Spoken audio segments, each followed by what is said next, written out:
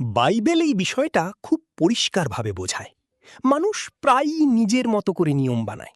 এটা করো, ওটা করো, তাহলেই স্বর্গে যাবে।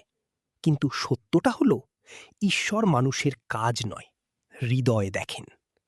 গালাতীয় 5:22-23 আমাদের শেখায়, পবিত্র আত্মার ফল হল ভালোবাসা, আনন্দ, শান্তি, ধৈর্য, দয়া, ভালোত্ব, বিশ্বস্ততা, নম্রতা ও আত্মসংযম। এগুলো কোনো বাহ্যিক নিয়ম নয়, এগুলো ভিতরের পরিবর্তনের প্রকাশ।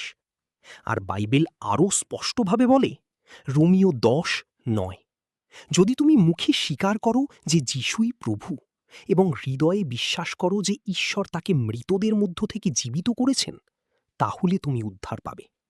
তাই শুধু নিয়ম পালন নয়, শুধু আচার অনুষ্ঠান নয়, আসল বিষয় হল হৃদয়ের বিশ্বাস প্লাস জীবনের পরিবর্তন।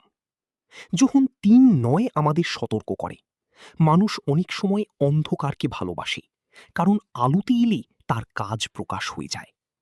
নিজের মতো চলা সহজ, সত্য মেনে চলা কঠিন। অহংকার মানুষকে অন্ধ করে রাখে। তবুও সত্যের পথ খুব সরল। যিশুকে বিশ্বাস করা, তাকে হৃদয়ে গ্রহণ করা, তার মতো জীবন যাপন করা।